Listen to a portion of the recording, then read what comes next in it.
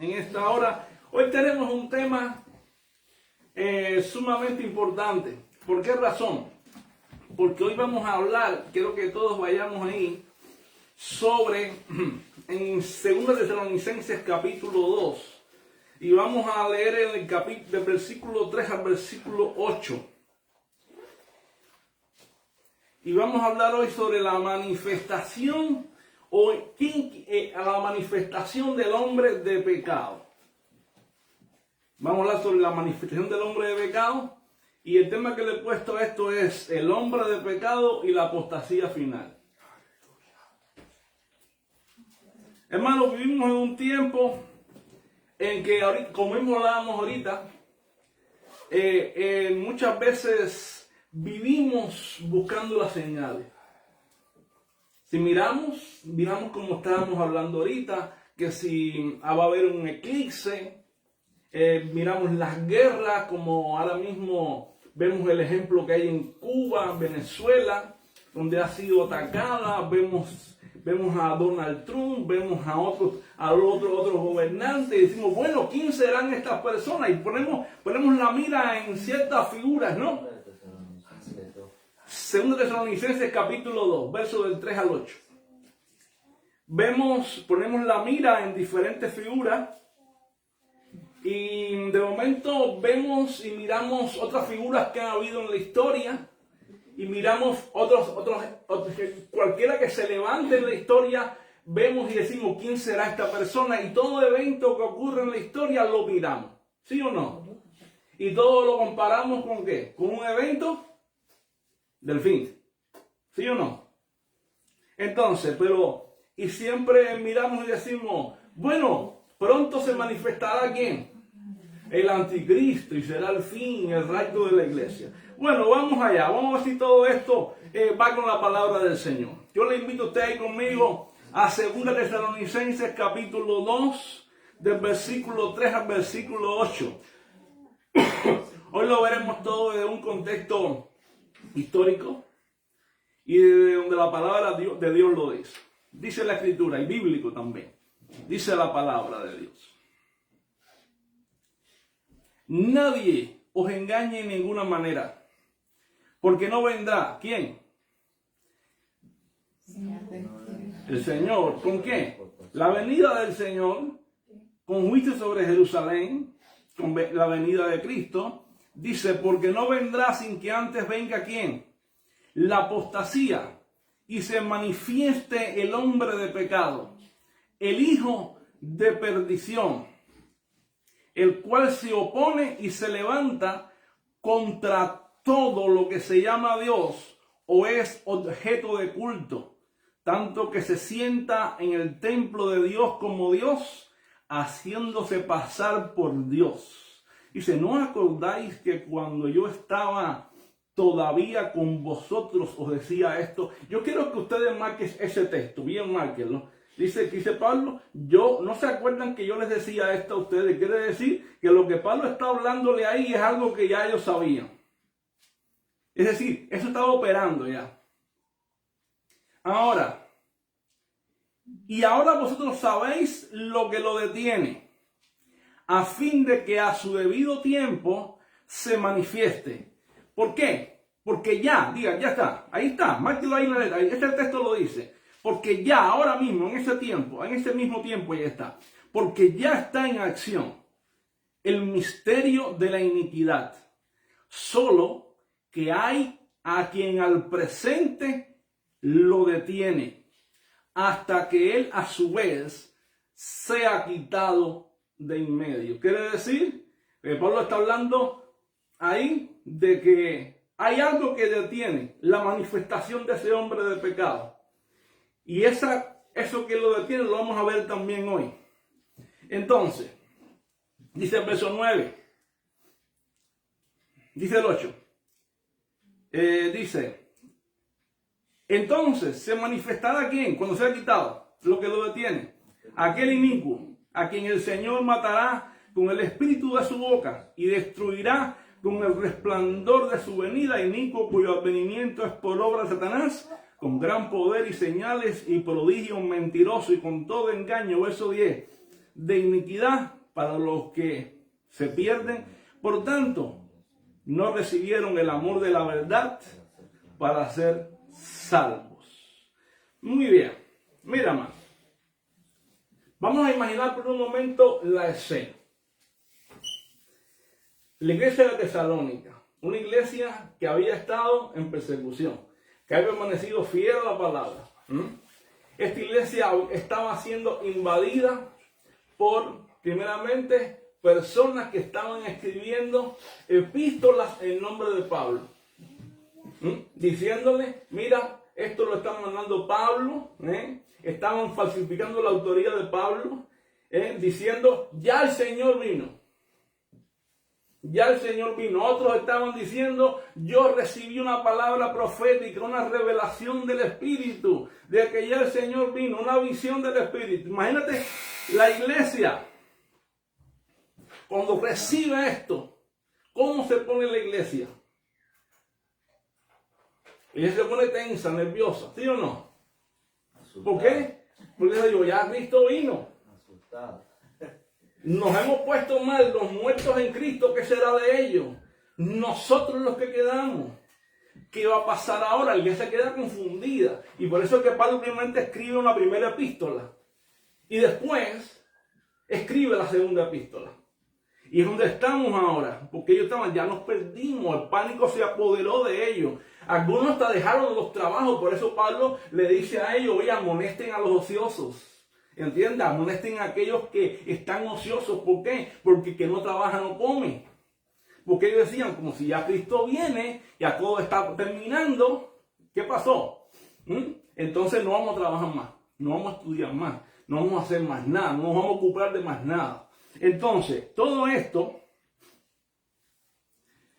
estaba pasando en la iglesia de Tesalónica. Pues mira, hermano, muchas veces nosotros tenemos que entender que en este tiempo también estamos viviendo un tiempo de confusión.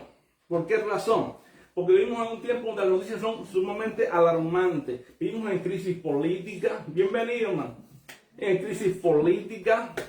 Vemos voces por donde quiera que siempre nos están alarmando. Voces por donde quiera. Las voces proféticas. El Señor viene pronto, ya viene ya. Hace poco yo oí a alguien que decía, el Señor viene en el 2028.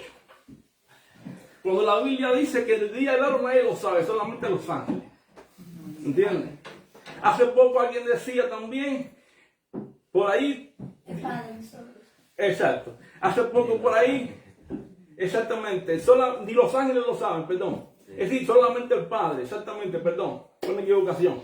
Entonces, ahora, ¿qué ocurre? Que otra gente empieza a ponerle nombre al anticristo. Se va a manifestar un anticristo. Va a haber la marca de la bestia. Va a ser un microchip. Y va a haber entonces un juicio. Y todas estas cosas van a venir. Y va a ser ya. Y tú verás que ahora vamos a ver. Y tú verás. Y todo eso empieza a venir a la mente y a la convulsión. ¿Y iglesia cómo anda? Hasta, ¿sí o no? Y lo que menos la iglesia muchas veces se preocupa es santificarse. ¿Por qué razón? Porque se preocupa del miedo. Está en el miedo, en el terror, y no en la santificación.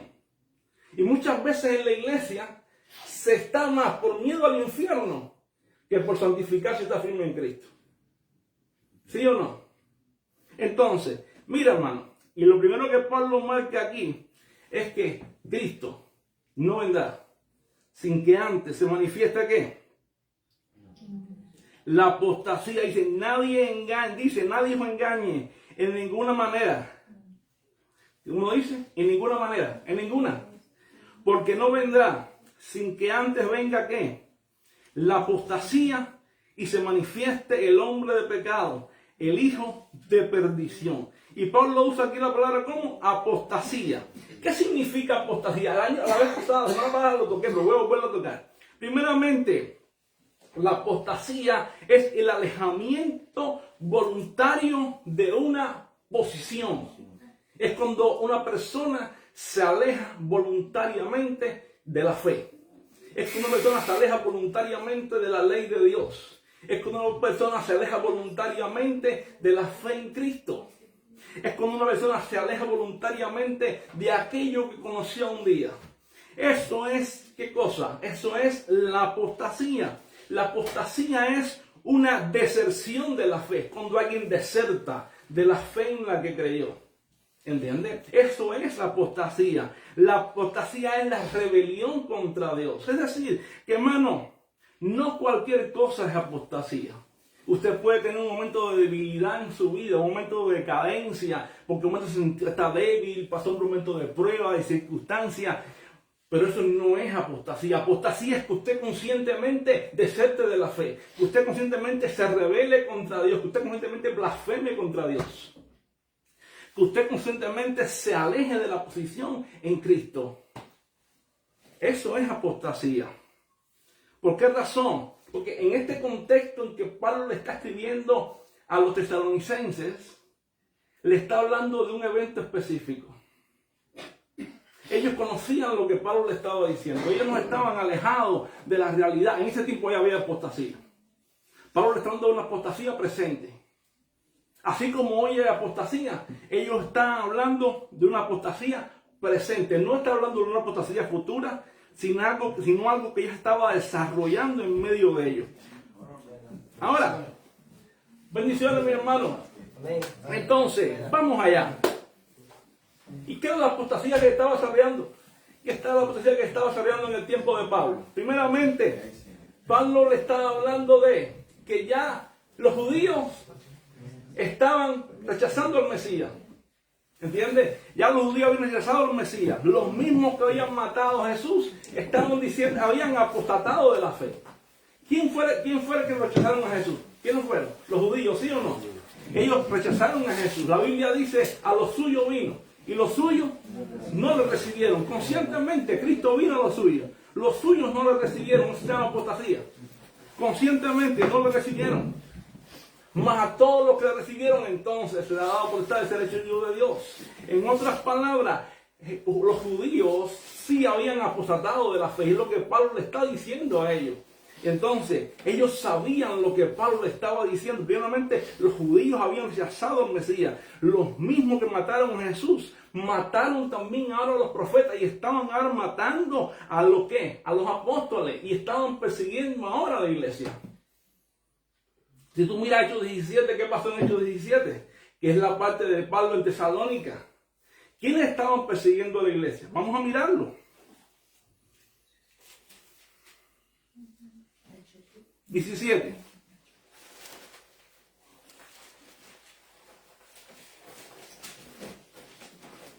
¿Quiénes perseguían a la iglesia? Dice, pasando a Anfípolis y a Apolonia. Dice, llegaron a Tesalónica, donde había una sinagoga de ¿quién? De los judíos. Ahora, ¿qué pasó? ¿Y Pablo qué hizo? Estuvo 3 días de reposo, discutió con ellos, declarando y exponiendo por medio de las escrituras que era necesario que Cristo padeciese, resucitase de los muertos.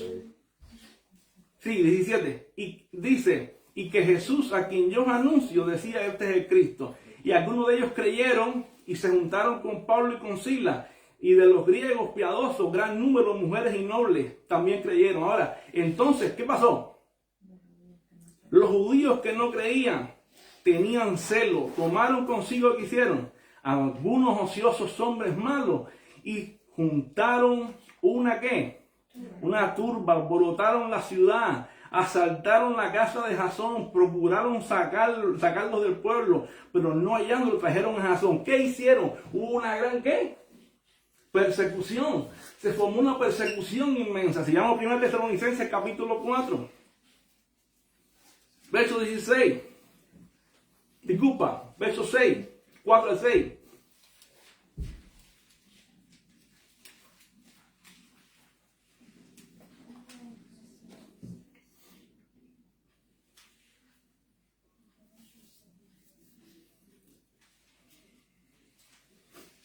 ¿Qué está diciendo Pablo? Por lo demás, hermanos, ¿qué dice?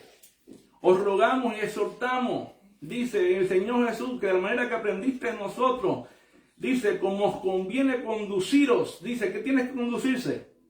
Dice, porque ya sabéis las instrucciones que os dimos por el Señor, que por la voluntad de Dios es vuestra ¿qué? Santificación, y que apartéis de la fornicación, que cada uno tenga su propia ¿qué? Esposa en santidad. ¿Qué está diciéndole Pablo? ¿Cómo tienen que hacer ellos ahora? ¿Para qué? Para que la vida cristiana sea en santidad y honor. Ahora, fíjate tú, ¿qué está llamando Pablo? Está diciendo, ustedes tienen que ser así, tienen que ser diferentes, tienen que ser transformados y cambiados. Ahora, vamos allá. Vamos allá. Entonces, Pablo ve la apostasía en dos maneras. Primeramente, la ve como religiosa y como política. ¿En qué aspecto? Tiene dos dimensiones. Religiosa, ¿por qué? Porque los judíos habían abandonado ¿qué? Habían abandonado la fe verdadera. Primeramente, habían rechazado a Jesús como Mesías, habían hecho una persecución contra los cristianos, habían obstaculizado el evangelio, porque Pablo estaba en Tesalónica, había predicado el evangelio junto con Silas, junto con Timoteo, y ahora estaban obstaculizando el mensaje del evangelio. Eso es apostasía. Y también era política. ¿Por qué era política? Primeramente, porque una rebelión contra Roma. ¿Quién se rebelaba contra Roma? Primeramente, los celotes. ¿Quién eran los celotes? Era un grupo de judíos que se quería rebelar contra Roma, buscando un Mesías político. Y entonces esto traía conflicto dentro de Roma. ¿Y qué traía todo esto como consecuencia? Primeramente que las palabras de Cristo se estaban cumpliendo. ¿Qué palabras estaban cumpliendo? Mateo capítulo 24. Vamos a buscarlo. ¿Qué decía Jesús? ¿Qué dijo Jesús? Primeramente Jesús dijo, Mateo 24 del 4 al 5, vendrán muchos en mi nombre. ¿Quiénes eran? Falsos mesías, falsos cristos. Y muchos falsos profetas. ¿Quiénes son los falsos profetas? Líderes engañosos. ¿Y qué dijo más? Dice, harán, ¿qué? Muchas señales y prodigios. ¿Cómo vendrán? Con poderes engañosos. Esa es la apostasía, hermano. Esa es la apostasía que estaba viviendo la iglesia de Tesalónica en ese momento. Ellos la estaban viendo en ese presente. Ellos estaban viendo falsos profetas, falsos maestros, estaban viendo señales y milagros verdaderamente falsos, pero aparte de eso, dice, y engañarán a muchos. Ellos estaban viendo el éxito por medio del engaño.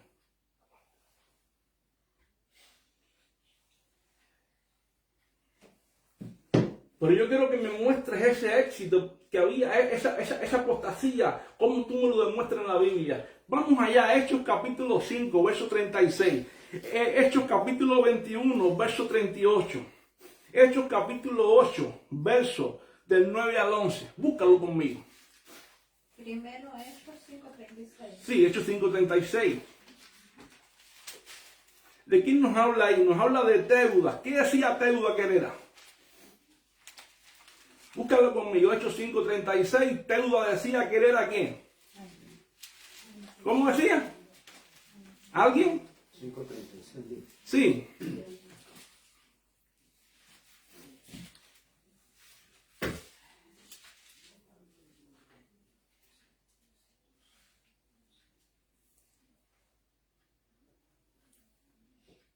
Dice, pero antes de estos días, ¿quién se levantó? Teudas. Diciendo, y a este se unió ¿quién? Un número como de 400 hombres. Pero él fue, y todos los que le obedecían fueron dispersados y reducidos a nada. Y después se levantó, ¿quién se levantó? Se levantó Judas el Galileo en los días del censo y llevó en pos de él ¿qué? A mucho pueblo. Y pereció también él, y todos los que le obedecían fueron dispersados. Y ahora digo, apartados de estos hombres y dejadlos, porque si este consejo, esta obra es de hombre, se desvanecerá. ¿De qué está hablando ahí? ¿Está hablando qué? Ahí está hablando de Gamaliel, porque querían dispersar la iglesia. Y Gamaliel dice, oye, mira, ya han habido, ¿sabes qué? Apóstatas. Teudas fue uno, Judas el Galileo fue otro. En ese tiempo habían apóstatas. Y los tesalonicenses sabían que lo que Pablo estaba diciendo acerca del hombre de pecado era cierto. Y que antes que Cristo viniera, se manifestaría la apostasía, y la apostasía ya estaba manifestada. Ya estaba manifestada la apostasía. Pero te digo una cosa, hermano. Todavía hoy hay apostasía. Todavía hoy hay apostasía. Todavía hoy hay falsas enseñanzas. Todavía hay personas engañando al pueblo con falsas señales. Todavía hay al pueblo engañando a las personas, manifestando éxito a través de la prosperidad, manipulando al pueblo. Todavía hoy, hermano, hay apostasía. Hechos 21:38, busquémoslo. ¿A quién tenemos ahí? Vamos allá.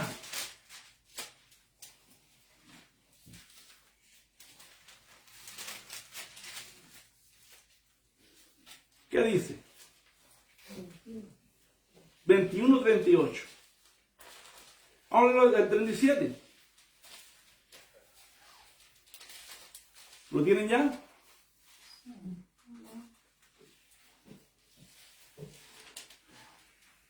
Cuando comenzaron a meter a Pablo en la fortaleza, dijo al tribuno: ¿se me permite decirte algo? Y él dijo: ¿sabes quién?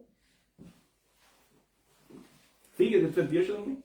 ¿No eres tú aquel egipcio que levantó una sedición antes de estos días y sacó al desierto a los 4,000 sicarios? Entonces dijo Pablo: yo de cierto soy hombre judío de Tarso, ciudadano de una ciudad no insignificante de Cilicia, pero te ruego que me permitas hablar al pueblo. Y cuando él se lo permitió, Pablo, estando en pie en las gradas, hizo señal con la mano al pueblo. Y hecho gran silencio, habló en lengua hebrea diciendo. Ahí. ¿Qué hizo? ¿Quién era este hombre? Este hombre era un egipcio. Este hombre era un apóstata. Con un aspecto como era un sicario. Era un sicario, era un apóstata. Porque la apostasía que Pablo está hablando no era solamente religiosa, sino también una apostasía política.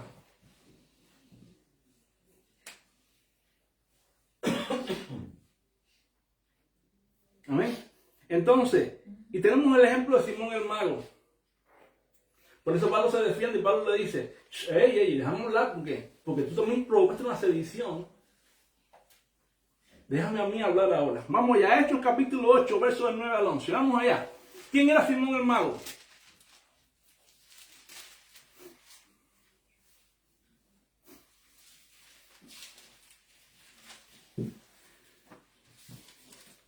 ¿Lo leemos o lo leo yo? Voy leyéndolo entonces. Pero había un hombre llamado ¿quién? Simón, que antes ejercía ¿qué cosa? La magia en aquella ciudad, y había engañado a la gente de Samaria, diciéndose pasar por algún grande. Y a este oía atentamente, y a este oían atentamente todos, desde el más pequeño hasta el más grande, diciendo: este es el gran poder de Dios. Y le estaban atentos, porque con sus artes mágicas les habían engañado por mucho tiempo. ¿Cómo le decían a Simón? Este es el ese es el gran poder de Dios. ¿Qué hacía Simón? Magia, señales, engañaba al pueblo. Eso es apostasía. ¿Tú sabes cuántas personas hoy muchas veces están apostatando y diciéndote: mira, aquí están los milagros, aquí están las señales?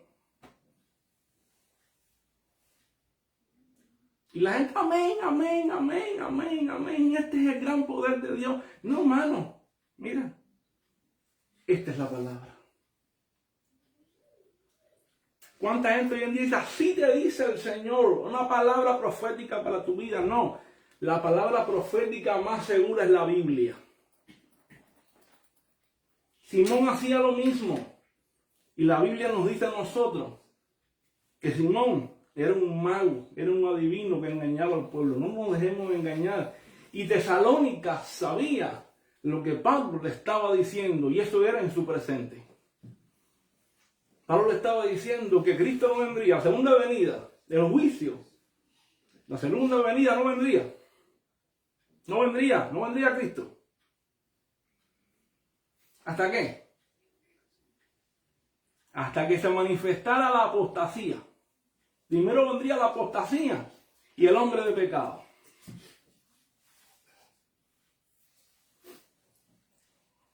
¿Cómo vemos la apostasía en la iglesia primitiva? Vamos a verla. ¿Qué dijo Pablo? Primera Timoteo capítulo 4, verso 1. En los postreros tiempos, algunos ¿qué? Apostatarán de la fe, escuchando espíritus ¿qué? Engañadores y doctrina de demonios. Porque dice, se amontonan muchos maestros y dice algo, dice, esto dice el Espíritu Santo. ¿Quién lo dice? Búsquelo. Dice, no lo dice un profeta, porque no es un profeta, hermano. No lo dice un pastor, no lo dice un maestro. Dice, ¿lo dice quién? Búsquelo, 1 Timoteo capítulo 4, vamos a buscarlo.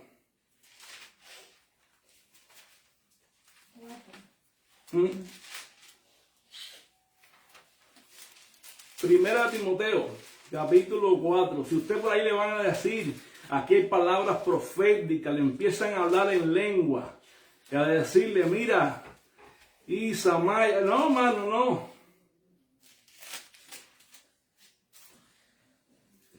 Pero el Espíritu, mira la palabra que te uso, mano. Mira que facilita. Es una palabra clave. Cuando te dice una persona, te dice, te voy a decir claramente algo. ¿Qué te está diciendo? A ver, dígame usted. Cuando él le dice a ti o a mí o a cualquier persona le dice, te voy a hablar con claridad. O te voy a hablar claramente algo. ¿Qué nos quiere decir a esa persona? No nos está diciendo a nosotros. Quiero que prestes atención. Que esto que te voy a decir es para que lo piense, lo medite y sepa que lo que te digo es verdad y que es serio. ¿No es verdad? Es claramente. ¿Qué dice el texto? Dice, pero el Espíritu, ¿qué Espíritu? Espíritu Santo. Dice claramente, que en los postreros tiempos algunos apostatarán de la fe, escuchando espíritus engañadores y a doctrinas de demonios, que por la hipocresía de mentirosos, que teniendo cauterizada la conciencia, prohibirán casarse y mandarán abstenerse de alimento que Dios creó, para que con acción de gracia participasen los creyentes y los que han conocido la verdad.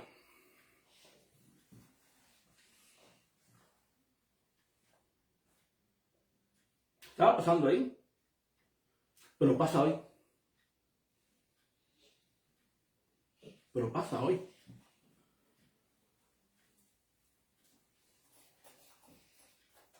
Estaba pasando en el presente y sigue pasando hoy.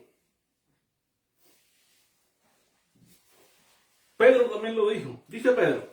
¿Qué vendrá? Primera de Pedro, vamos allá. Segunda de Pedro, capítulo 3, versos 3 y 4. Y paso el segundo punto, el hombre de pecado. ¿Quién será el hombre de pecado? Vamos allá. Segunda de Pedro, capítulo 3.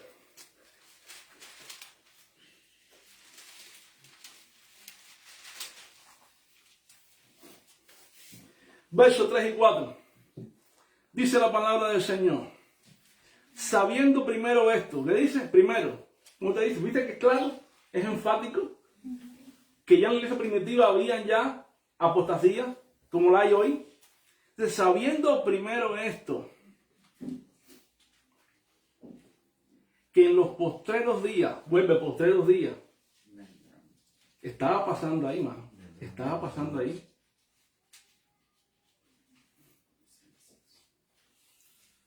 Vendrán burladores, andando según ¿qué? Sus propias concupiscencias, deseos carnales, deseos mentirosos, y diciendo, ¿dónde está la promesa de su advenimiento? Porque desde el día en que los padres durmieron, todas las cosas permanecen así, como desde el principio de la creación. ¿Y qué dice el verso 5? Estos ignoran voluntariamente en el tiempo antiguo fueron hechos por la palabra de Dios los cielos y también la tierra que provienen del agua y por el agua subsiste. ¿Cuánta gente hoy día te dice, ¿qué cosa te demora Jesús? Mirá, Jesús no va a volver, se demora. Dios no existe. ¿No lo has visto por ahí? Sigue pecando, peca un poco más que te da tiempo a arrepentirte. No pasa nada con que peques hoy y te arrepientes después. Vas a tener oportunidad. Hay algunos que te dicen que te arrepientes al último minuto, no pasa nada, Dios tiene misericordia. Hermanos, eso es apostasía. Porque la Biblia dice que estos ignoran que en el tiempo antiguo fueron hechos por la palabra de Dios los cielos y también la tierra, que provienen del agua y por el agua subsisten. Por lo cual el mundo pereció, ¿dónde? ¿Cómo pereció? Anegado en agua. ¿Y a qué se está refiriendo aquí? ¿A qué se refiere? A Génesis. Génesis 6. Que el hombre, él dice que el hombre había crecido, la maldad del hombre crecía. ¿Qué hizo Dios? Barrió la tierra, porque le dolió en su corazón.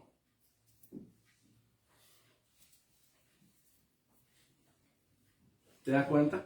La apostasía, hermano, la apostasía ya estaba en la iglesia primitiva. Estaba en la iglesia.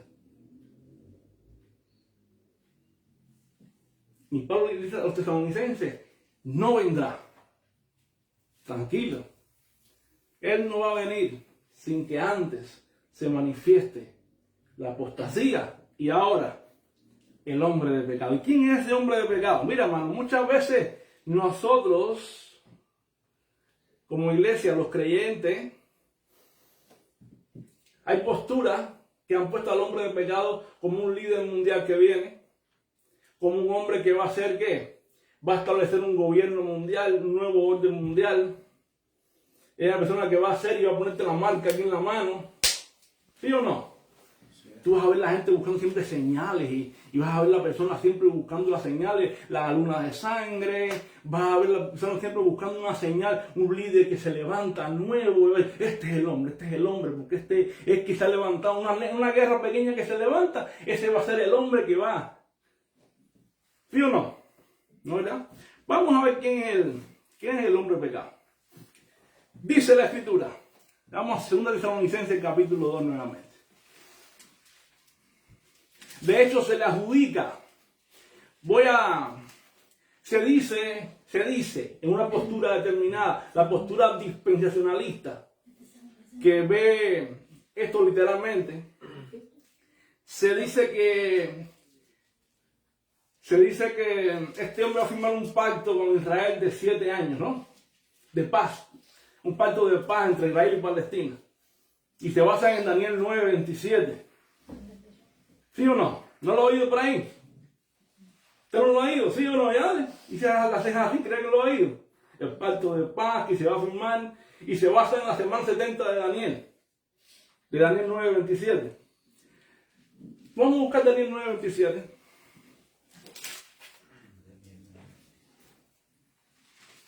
Y después vamos a desmenuzar quién es esa persona.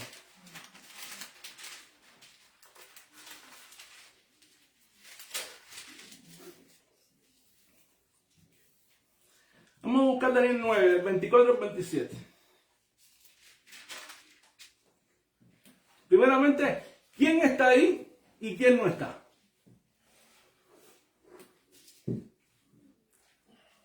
Dice, 70 semanas están ¿qué?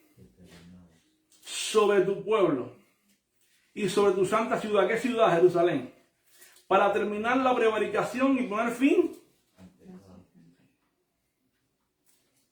Primeramente, fíjate lo que dice, vamos a leerlo completo. Para terminar la prevaricación y poner fin al pecado y expiar la iniquidad y para traer la justicia perdurable y sellar la visión. ¿Y qué? Y la profecía. ¿Y ungir a quién? Al Santo de los Santos. Sabe pues y entiende que desde la salida del orden, la salida de la orden para restaurar y edificar a Jerusalén, ¿hasta dónde? Habrá 7 semanas y 62 semanas. Y se volverá a edificar ¿qué? La plaza y el muro en tiempos angustiosos. Y después de las 62 semanas, ¿se quitará qué? Aquí se va a quitar la vida. Y el pueblo, ahí está. Y el pueblo de un príncipe que ha de venir destruirá a quién? La ciudad y su fin será con inundación, y hasta el fin de la guerra durará la devastación. Y por otra semana confirmará ¿quién? El pacto con muchos, y a la mitad de la semana hará cesar ¿quién? El sacrificio y la ofrenda. Y dice, después, con la muchedumbre de las abominaciones, vendrá ¿qué? El desolador, hasta que venga la consumación y lo que está determinado se derrame sobre el desolador. Vamos a verlo rápido. ¿De quién me está hablando aquí?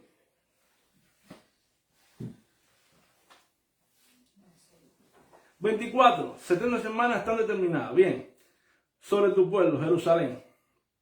Quiere decir, háblame, era para. Oye, mira, ¿para sellar qué? ¿Para qué? Para poner fin para terminar con la prevaricación y poner fin al pecado. ¿Quién vino? Cristo, ¿sí o no? ¿No vino Cristo? ¿A qué vino Cristo? A traer fin a la prevaricación y poner fin al pecado, porque vino a morir por nosotros, ¿sí o no? Y a expiar la iniquidad. ¿A qué vino Cristo a la cruz? ¿A qué fue Cristo a la cruz? ¿A llevar qué? La iniquidad de nosotros.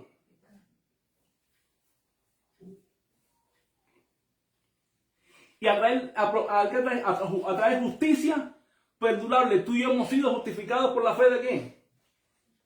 De Cristo. A sellar la visión y la profecía. Me paro aquí.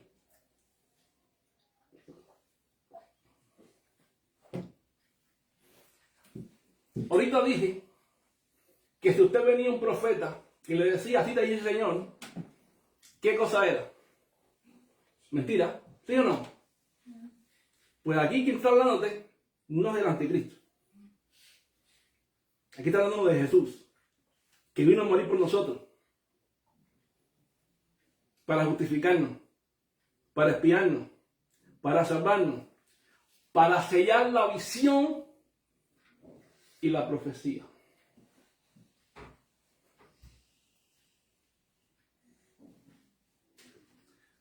Sigo.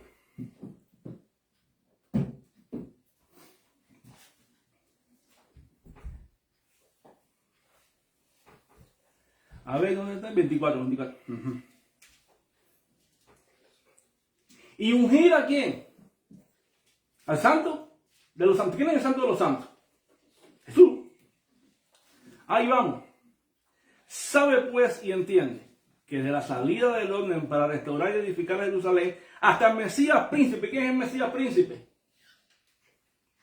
El Mesías príncipe es Cristo. Habrá 7 semanas y 72 semanas. Se volverá a edificar la plaza y el muro en tiempos angustiosos. ¿Cuánto tiempo fue el tiempo de... ¿Cuánto tiempo estuvo Jesús? 3 años y medio de ministerio, ¿sí o no? Sí. ¿Cuántos son 72 semanas?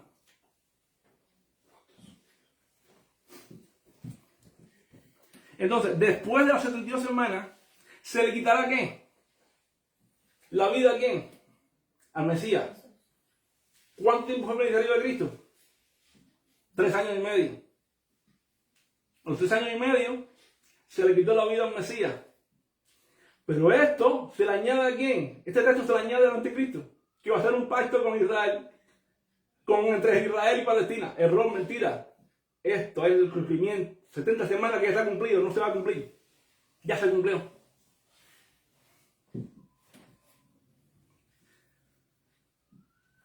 Mas no por sí, y el pueblo de un príncipe que ha de venir y destruir la ciudad y el santuario, y su fin será con inundación, y hasta el fin de la guerra durará la devastación. Mano, después que se quitó la vida al Mesías, después que ocurrió todo, después que Jesús resucita, ¿qué ocurrió en el año 70 después de Cristo? Que vino la devastación, que el templo se derribó. ¿Qué fue? ¿Quién vino? ¿Qué hizo Jesús cuando confirmó el pacto? ¿Quién confirmó el pacto con nosotros? Jesús no confirmó un nuevo pacto, ¿sí o no? Porque dice confirmar el pacto. Pero en el año 70, el propio Jesús, en medio de disculpa, antes de su ministerio, Cristo dijo algo. Dijo, no quedará aquí piedra sobre piedra, que no sea derribada. ¿Sí o no? Y en el año 70, vino Tito. ¿Y qué hizo Tito en Jerusalén? Derribó el templo de Jerusalén. Segundo templo, lo derribó. Y es lo que se conoce como ¿qué? Como el desolador. Mano, esta es la profecía de las 70 semanas. Y este texto, algunas posturas se lo añaden a que es el anticristo, que hace un pacto entre Israel y Palestina de 7 años. 3 años y medio tanto, 3 años y medio de paz, 3 años y medio de guerra. No, aquí se cumple en Cristo, no es el anticristo. Es Cristo quien cumple la profecía de las 70 semanas de Daniel. Y ya están cumplidas, no tienen que cumplirse. Se cumplió cuando Cristo muere en la cruz del Calvario y resucita.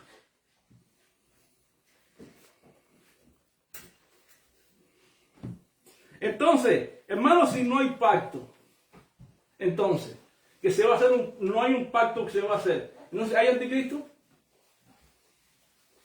¿Que tenemos que esperar un anticristo? A este tiempo ahora, vamos a verlo. Vamos allá, ¿quién es el hombre de pecado revelado en la Biblia? Vamos allá. Primeramente, búsqueme en la Biblia donde dice que hay un anticristo. ¿Dónde dice la Biblia que hay un anticristo? Búsquelo, no lo va a encontrar. Está el espíritu del anticristo, que es lo que tenemos hoy. Tenemos el sistema, el espíritu del anticristo, pero no hay un anticristo. ¿Dónde está el anticristo? Vamos allá. Segunda de Tesalonicenses, capítulo 2. Hermano, tenemos que estar atentos, porque siempre vamos a estar persiguiendo sombras donde no hay. De Tesalonicenses, lo que pasa es que nos ponemos a repetir y a repetir lo que las personas dicen por ahí. Vamos allá.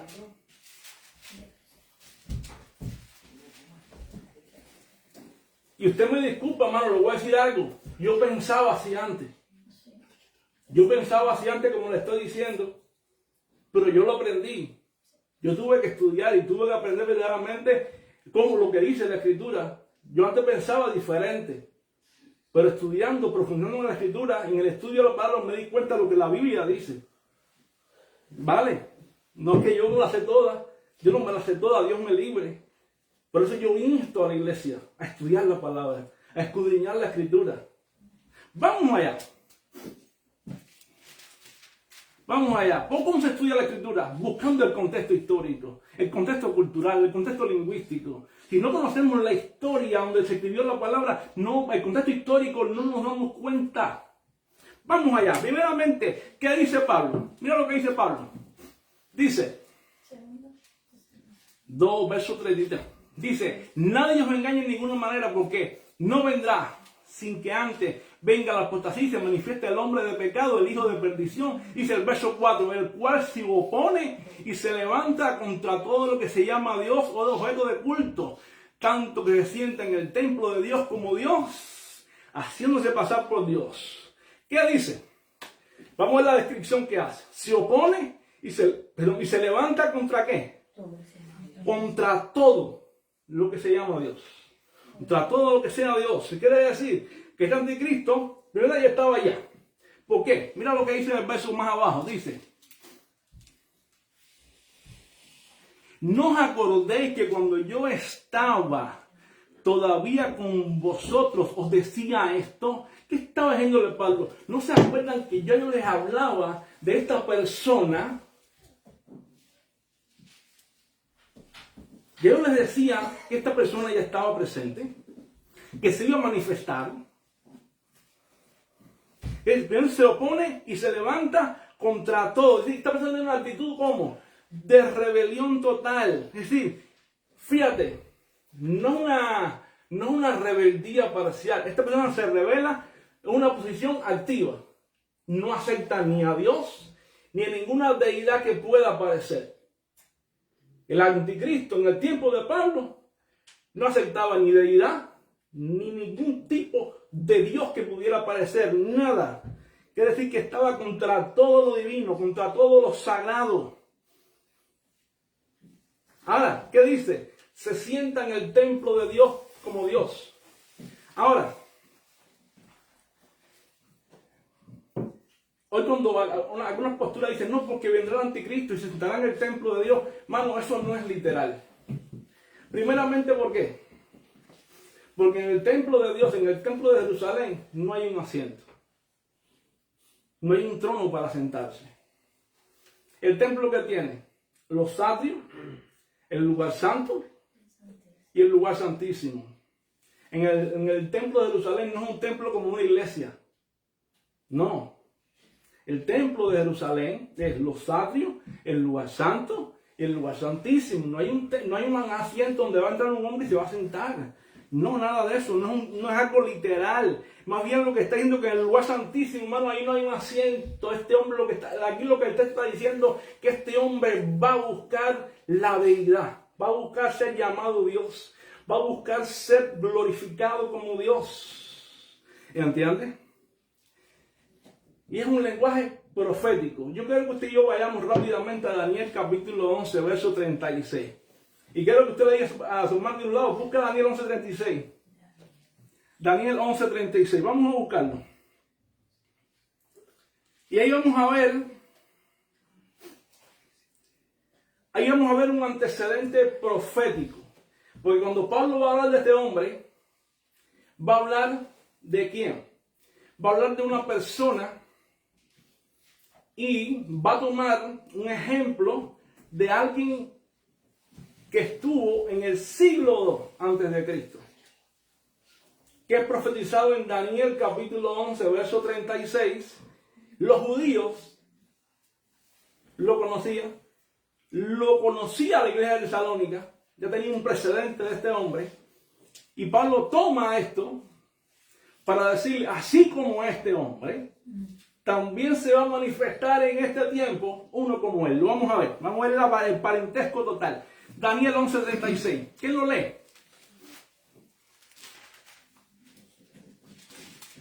Y el rey hará su voluntad y se ensorbecerá y se engrandecerá sobre todo Dios, y contra el Dios de los dioses hablará maravillas y prosperará hasta que sea consumada la ira. Porque lo determinado se cumplirá. Del Dios de sus padres no hará caso, ni del amor de las mujeres, ni respetará a Dios alguno, porque sobre todo se engrandecerá. Mas honrará en su lugar al Dios de la fortaleza, Dios que sus padres no conocieron. Lo honrará con oro y plata, con piedras preciosas y con cosas de gran precio. Con un Dios ajeno se hará de las fortalezas más inexpugnables y colmará de honores a los que le reconozcan, y por precio repartirá la tierra. Amén. Bien. Muy bien. Ahora, esto es un antecedente profético. ¿Quién era este hombre? Y si quieres saber quién era, búsquelo en los comentarios. Y le voy a decir que este hombre era, ¿quién? Antíoco IV Epífanes. Y quiero que usted sepa, el último nombre que dije es Epífanes. Y quiero que marque ese nombre porque no sé el significado que quiere decir. Dice Daniel 11, 36 y 37. Primeramente, que este rey, ¿qué va a hacer? Su voluntad. En otras palabras, este hombre no se va a someter a nadie. Pero ¿saben qué año vivía este hombre? Siglo II antes de Cristo. Entre el siglo I y el siglo II antes de Cristo. Este hombre fue el que propulsó la revolución de los macabeos.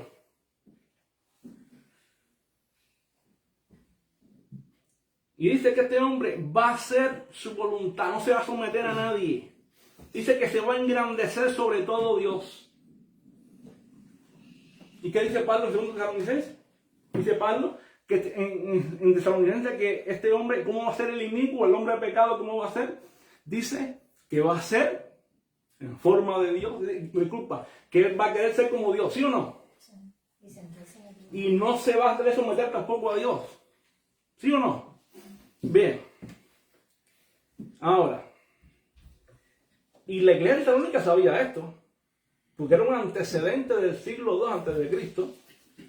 Ahora, dice que este hombre se engrandecerá sobre todo, se pone arriba de lo divino. Este hombre se pondrá arriba de lo divino. Pero aparte, este hombre hablará cosas como portentosas. Dice el verso 36 también, que este hombre habla blasfemias. ¿Y qué dice la Escritura en el libro de Tesalonicenses que que haga ante Cristo? Dice que habrá blasfemias también, ¿sí o no? Dice que este hombre no considerará a quién, al Dios de sus padres. Que dice que este hombre rechazaría a quién, la fe ancestral. Y también dice, hermano, perfectamente, este hombre es una, en la parte profética bíblica, este hombre viene siendo una, ¿cómo te puedo decir? Cuando él lo mira, dice, este hombre en el siglo II es una figura de lo que se va a manifestar ahora en Tesalónica. Lo estaba viendo ahora. Pablo toma a este hombre y dice, así como Antíoco IV Epífanes se levantó en el siglo II, ahora se va a manifestar ¿quién? Uno, idéntico que él. Porque Antíoco Epífanes, mira lo que hizo. Profanó el templo judío. Ofreció un cerdo en el altar. ¿Qué iba a hacer el anticristo? Según dijo Pablo, se sentará en el templo de Dios como Dios, ¿sí o no? Por aparte, hará cosas abominables, dice la Escritura, ¿sí o no? Blasfemia contra Dios. Pero aparte dice, este hombre prohibió la circuncisión el sábado. Se llamó a sí mismo Epífanes. ¿Sabes lo que quiere decir Epífanes? Quiere decir Dios manifestado. Quiere decir que él en el siglo II dijo, yo soy Dios manifestado. Y este hombre renombró a Jerusalén Antioquía. Este hombre le renombró a Jerusalén Antioquía. Y todo esto hizo monedas en su nombre y demás. Y Pablo toma el modelo de Antíoco y lo traslada y dice, así como Antíocos ahora va a venir, así como Antíoco para Israel, ahora para la iglesia, se va a manifestar uno también, que será el hombre de pecado. Y es inicuo. Pero Cristo no vendrá. La segunda venida no será hasta que se manifieste la apostasía y ese hombre de pecado. Y así como Antíoco hizo eso con Jerusalén, ahora con la iglesia se manifiesta uno igual. ¿Y quién va a ser? Vamos a buscar Daniel capítulo 7, versículo 21 al 27. Vamos allá.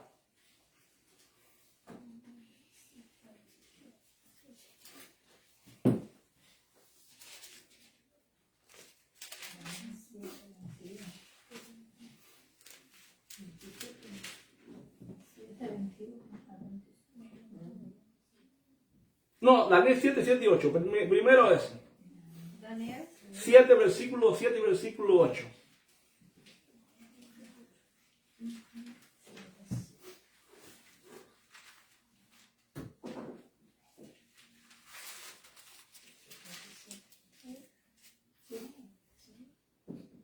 Después de esto miraba yo en las visiones de la noche. He aquí la cuarta bestia espantosa y terrible, y en gran manera fuerte, la cual tenía unos dientes grandes de hierro, devoraba y desmenuzaba, y las sobras hollaba con sus pies. Era muy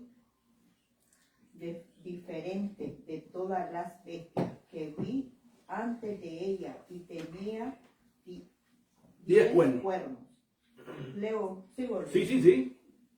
Mientras yo contemplaba los cuernos, he aquí que otro cuerno pequeño salía entre ellos, y delante de él fueron arrancados 3 cuernos de los primeros, y he aquí que este cuerno tenía ojos como de hombre y una boca que hablaba grandes cosas. Estuve mirando hasta que fueron puestos tronos y se sentó. No, ya, está ahí. Hasta ahí. Hasta ahí. Pero después vamos a ver, porque fíjate, que este versículo 7 y 8 te habla de la manifestación de quién, de ese hombre, ¿sí o no? De ese cuerno pequeño. Ese cuerno pequeño es el anticristo. Que vamos a ver quién es. Pero hermana Francisca, el versículo 13, ¿de quién me dice? Versículo 13. 13. Y miraba yo en la visión de la noche, he aquí con las nubes del cielo venía uno como un hijo de hombre, que vino hasta el anciano de día y le hicieron acercarse delante de él. Entonces, ¿de quién me habla el versículo 13? He aquí dice, mira para acá. Jesucristo. Y miraba yo una visión de noche y he aquí, en las nubes del cielo, venía quién? Uno como un hijo de hombre. ¿Quién es el hijo del hombre en la Biblia? Jesús. Es un título mesiánico. No es que Jesús solamente es hombre y Dios, no. El hijo de título de hombre es un título mesiánico. Un título que Jesús es el hijo del hombre que vendrá en las nubes del cielo. Con gran poder y gloria. Su segunda venida. ¿Qué Pablo está diciendo? Cristo no vendrá, su segunda venida, sin que antes se manifieste ¿quién? El hombre mismo. Y en el verso 18, ¿de quién está hablando? Del inicuo, del hombre de pecado, del anticristo. Y en el 13 se está hablando ¿de quién? De la venida del Hijo del Hombre. Pero ahora, vamos a descartar quién es este hombre ya para sacarlo. Verso 21 y verso 22, dice, lo voy a leer yo ahora. Y veía yo este cuerno. ¿Cuál cuerno? El cuerno pequeño. Hacía guerra ¿contra quién? Los santos. Contra los santos. Y los vencía. Hasta que vino el anciano ¿de qué? De día. De día. ¿Cuál? Del verso 13. Y se dio el juicio ¿a quién? A los santos. Es decir, se hizo justicia. A los santos del Altísimo. Y llegó el tiempo y los santos recibieron ¿qué? El reino. El reino.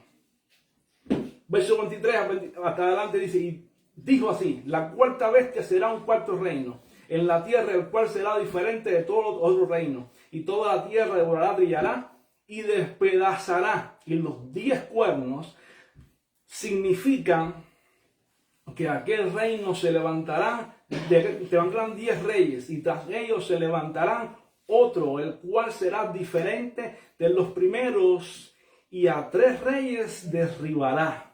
Y hablará palabras contra el Altísimo, marca eso, y a los santos del Altísimo quebrantará y pensará en cambiar los tiempos y la ley, y serán entregados en su mano hasta tiempo y tiempos y medio tiempo. Pero se sentará el juez y le quitarán su dominio para que sea destruido y arruinado hasta el fin, y que el reino y el dominio y la majestad de los reinos debajo de todo el cielo sea dado al pueblo de los santos del Altísimo, cuyo reino es reino eterno, y todos los dominios servirán y lo obedecerán. Primeramente, la cuarta bestia, el Imperio Romano. ¿Por qué el Imperio Romano? Por eso mismo. Porque la cuarta bestia que Daniel ve en la visión era el Imperio Romano. Usted lo ve ahí, bien en la visión de Daniel. Ve primeramente, ve Daniel 7, verso 7 y 8, ¿no? Sí. Dice, después de esto miraba yo la visión en la noche y vi una cuarta bestia, espantosa, terrible y en gran manera fuerte, la cual tenía unos dientes grandes de hierro y devoraba y desmenuzaba todas las obras. Así, este es el Imperio Romano. Ahora, y el cuerno pequeño. ¿Quién es el cuerno pequeño? Es un líder que surge de Roma. La cuarta bestia es el Imperio Romano. Y el cuerno pequeño es un líder que surge de Roma. ¿Por qué? ¿Cuáles son sus características? Será ojos como de hombre. Quiere decir que tendrá astucia humana. Segundo, tendrá bocas que habla grandes cosas, será arrogante. No semeja mucho este hombre con Antíoco, el del siglo II antes de Cristo. Dice que le da la guerra ¿a quién? A los santos. ¿Quiénes son los santos? La iglesia. ¿Qué hizo Antíoco? Le hizo la guerra a los judíos. Lo mismo. ¿Viste que hay un paralelo? Pensará cambiar ¿qué? Los tiempos y la ley. ¿Qué hizo Antíoco? Prohibió la circuncisión y el sábado. Pero tendrá un tiempo limitado. ¿Cuál es el tiempo limitado? 3 años y medio. Tiempo y medio tiempo. Y 2 tiempos. Tiempo, 2 tiempos y medio tiempo. Ahora, mano, cuando tú miras esto, yo creo que tú miras ahora. Este hombre ya estaba presente cuando Pablo escribe esto. ¿Quién tú puedes pensar que es?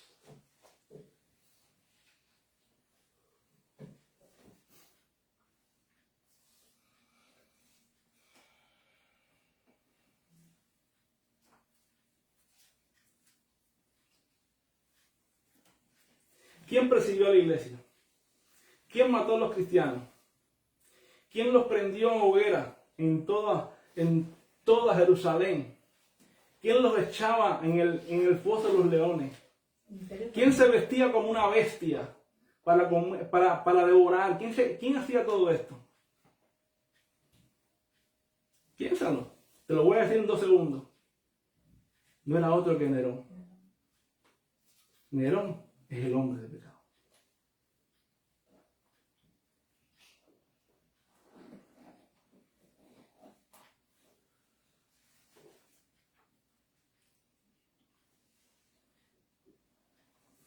Por eso Pablo le está diciendo, así como Antíocos en aquel tiempo se manifestó, ahora va a haber uno que se está manifestando. Se está manifestando.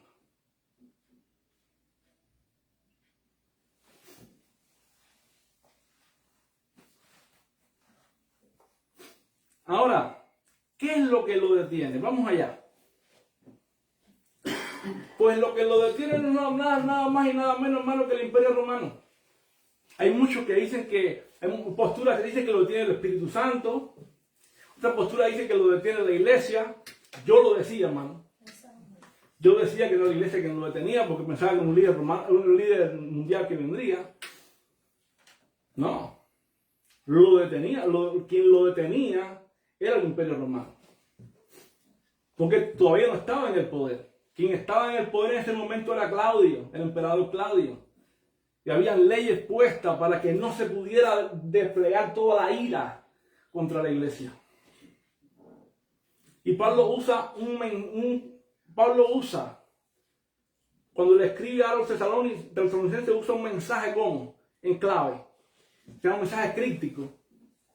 Vamos a decir un mensaje en misterio, vamos a decir así, misterioso, para que ellos lo puedan entender. Y ellos lo entendieron perfectamente. Pero hay una cosa, ¿por qué Pablo lo usa? Porque si Pablo dice abiertamente que quien lo detiene, la manifestación de este hombre, es Claudio, Pablo es acusado ¿de qué? De traición. Y llevado preso. Y Pablo dice, y ahora vosotros sabéis, ¿qué decía? Ustedes saben qué es lo que lo detiene. Y Pablo usa 2 frases. Ustedes saben lo que lo detiene, porque solo hay quien al presente lo detiene. Primeramente usa lo que lo detiene y después dice, hasta que él a su vez sea quitado de en medio. Bueno, hermano. Primeramente, vamos a ver el cambio gramatical. Pablo usa un cambio gramatical importante. Versículo 6, lo que lo detiene, un cambio neutro. Lo que lo detiene, ¿quién? El Imperio Romano. 2. Verso 7, el que lo detiene, ¿cuál? Claudio. Hasta que él a su vez sea quitado de en medio. ¿Cuándo es quitado de en medio Claudio? En el año 54, cuando es envenenado. Claudio fue envenenado. Quitado Claudio del medio. Y entonces, ¿quién entra en la escena? Entra Nerón. En la escena. Y empieza entonces la persecución contra los santos. empieza entonces verdaderamente todo aquello que estaba profetizado del cuerno pequeño. ¿Entienden? Entonces, ¿qué es lo que lo detiene? El sistema imperial romano. El que lo detiene, el emperador Claudio específicamente. Quiero que lo marque bien. Y los tesalonicenses, hermanos, entendían perfectamente que ellos estaban viviendo bajo el poder romano. Que mientras ese poder romano estaba vigente, ellos estarían guardados. Pero que cuando el imperio romano se soltara y las leyes fueran quitadas y el orden fuera quitado, se soltaría aquel inicuo, el hijo de perdición. ¿Qué dicen los padres de la iglesia de esto? ¿Qué decía la iglesia del primer siglo? Los padres de la iglesia, los primeros cristianos de esto, márquenlo. Juan Crisóstomo decía, ¿qué es el que lo detiene? Algunos dicen que la gracia del Espíritu, pero yo digo que es el imperio romano, decía Juan Crisóstomo. Dice, porque si hubiera querido decir el Espíritu, habría hablado claramente, pero habló oscuramente porque no quiso atraer peligros innecesarios. Decía Juan Crisóstomo, uno de los primeros siglos. Juan Crisóstomo dijo en el siglo IV, porque no quiso traer peligros innecesarios, y si hubiera dicho que el imperio romano pronto sería disuelto y se habrían puesto a conspirar. En otras palabras, Teodoro de Ciro, en el año 393, dijo, en su comentario a 2 Tesalonicenses, dijo, así pues otros dicen que lo que lo detiene es la gracia del Espíritu Santo, pero yo digo que es el reino de los romanos. Los primeros cristianos entendían que era el imperio romano.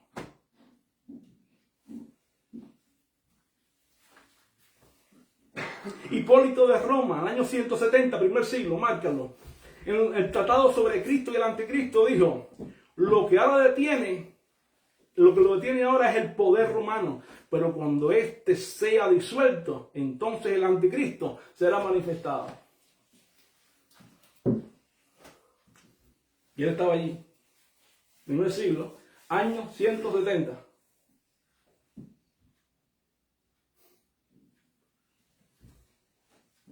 Entonces, Nerón, hermano, es el cumplimiento histórico del anticristo. ¿Por qué? Primeramente, la evidencia del número 666. Vamos a verlo. Tanto que hablamos de Apocalipsis 3:18.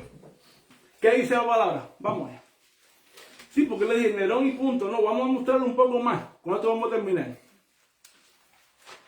Apocalipsis capítulo 3, versículo 18. Yo no voy a dejarlos así incompleto. Apocalipsis capítulo 13, versículo 18. Pablo está hablando aquí acerca del nombre y es del número. Vamos allá.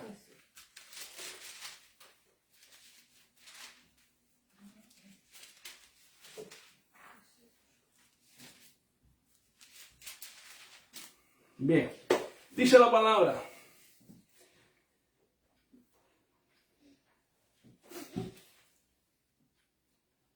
Dice, y que ninguno pudiera, bueno, 17, 18. Y aquí hay sabiduría. El que tiene 13, 18. Bueno, dice 17. Y que ninguno pudiese comprar ni vender, sino el que tuviese la marca y el nombre de la bestia, o el número de su nombre. Y aquí hay sabiduría. El que tiene entendimiento, cuente el número de la bestia, pues es número de hombre. Y su número es 666. ¿Qué dice? Cuente, ¿qué?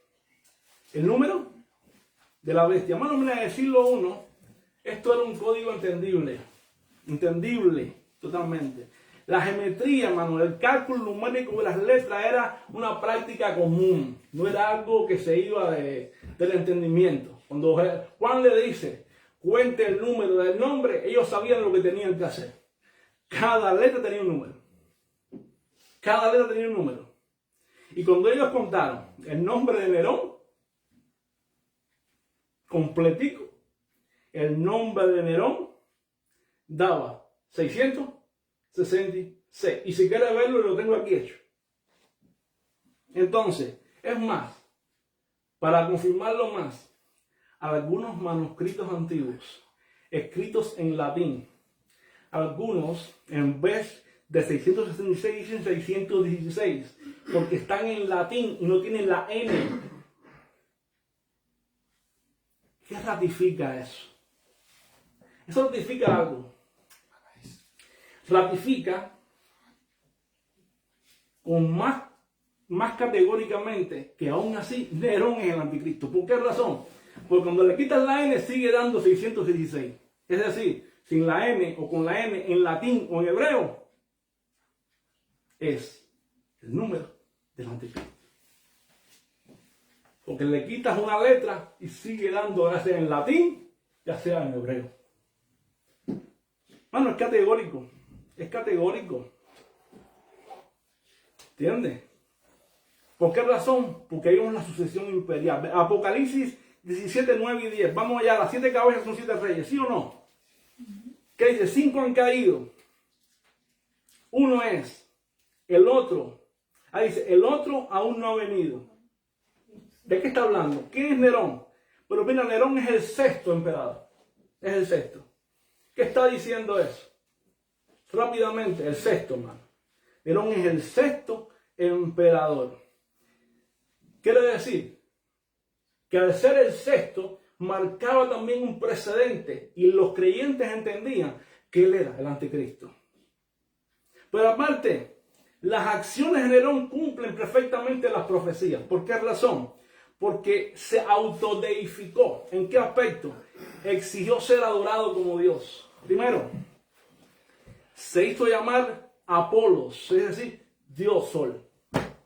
2, hizo estatuas suyas en los templos. En año 64 después de Cristo, persiguió a los cristianos, es decir, culpó a los cristianos del incendio de Roma. 2, los crucificó como si fueran bestias, los crucificó. ¿Qué hizo con Pedro? Los crucificó cabeza abajo, los echó en el foso de los leones. A Pedro, ¿cómo hizo? Boca abajo. A Pedro le cortó la cabeza. ¿Quién solamente podía hacer eso? ¿Quién solamente podía hacer eso? ¿Quién era verdaderamente una imagen idéntica a Antíoco IV Epífanes? ¿No era Nerón? Ajá, ahí está. Entonces, hizo guerra contra el pueblo de Dios, contra los santos. Su tiranía provocó una revuelta, ¿sí o no? Antíoco Epífanes provocó también la revuelta de ¿quién? De los macabeos. Que como tal trajo la destrucción de Jerusalén en el año 70 después de Cristo. Bueno, yo te explico esto para que tú entiendas que muchas veces nosotros estamos leyendo la Biblia y estamos buscando un fantasma donde no lo hay. ¿Me explico? Entonces tenemos que estar esperando la venida de Cristo, la segunda venida de Cristo. Y Nerón en el año 68 murió como de muerte súbita. ¿Qué dice el apóstol Pablo? ¿Quién lo mataría? Dice que el Señor lo mataría ¿con qué? Con la espada de su boca. ¿Cómo murió? De muerte súbita. Muerte súbita. ¿Por qué? Porque fue declarado enemigo público. Fue forzado a suicidarse.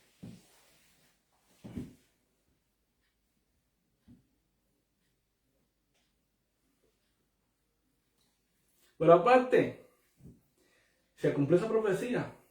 El Señor lo matará.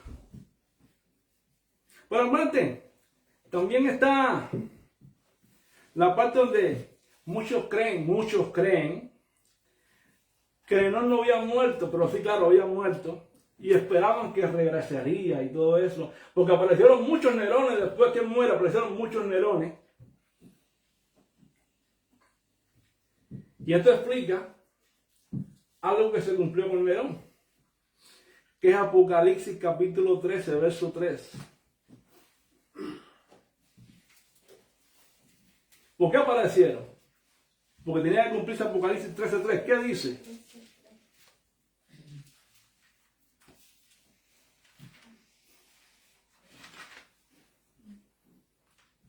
tiene?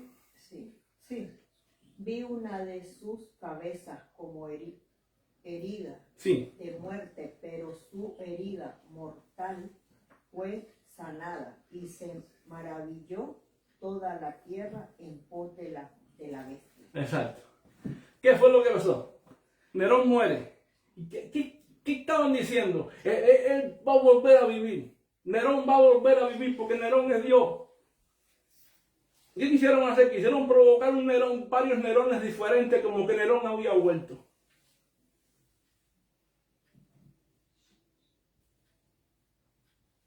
Se cumplió, hermano.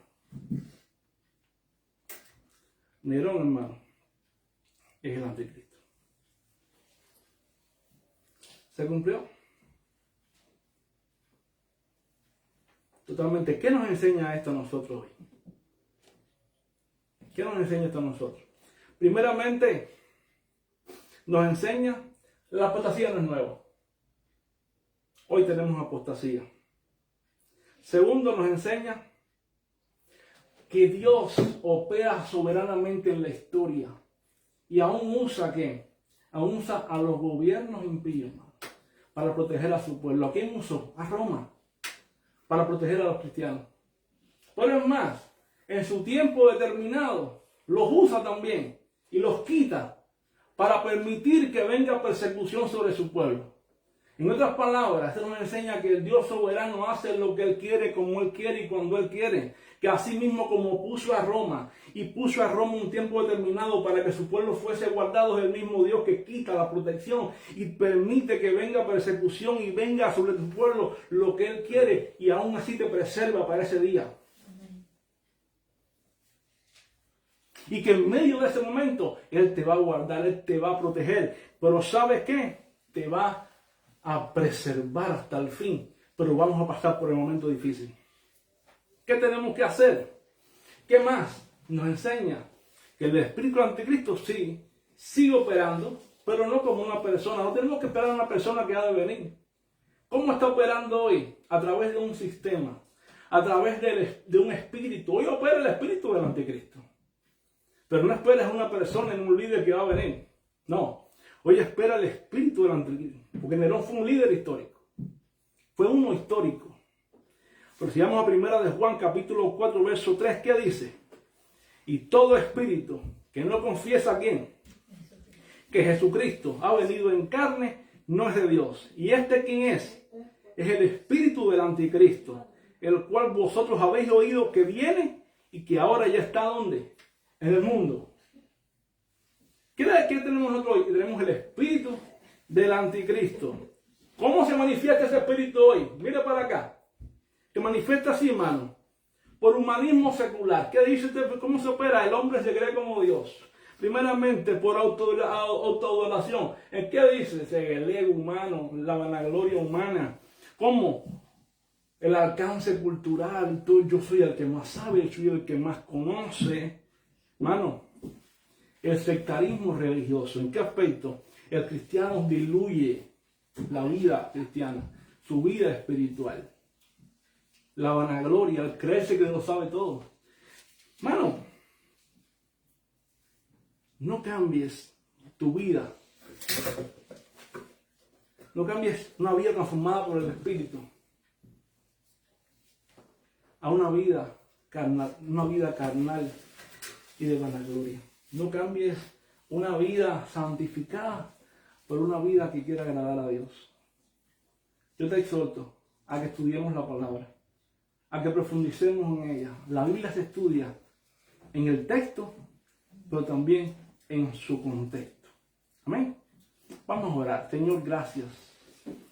Te pedimos, Señor, que tú nos ayudes como iglesia y que tú nos prepares, Señor, como tu pueblo, a entender más tu palabra cada momento, a entender más tu palabra cada día, a entender que tu palabra, Señor, es fiel, que tu palabra es verdadera, que tu palabra, Señor, no miente y que nosotros como tu pueblo, Señor, podamos, Señor, cada día crecer más en ti. Que aunque muchas veces no entendamos las cosas o algunas cosas, Señor, tú nos las hagas entender en tu tiempo, en tu momento, y que no nos cerremos a ellas. No nos cerremos, Padre, Porque tu palabra es fiel, tu palabra es viva, es eficaz, es más cortante que toda espada de dos filos. Rompamos, Señor, muchas veces esas estructuras de enseñanza que traímos, Señor, de otros contextos que nos fueron enseñadas, Dios, y que podamos, Señor, entender tu palabra.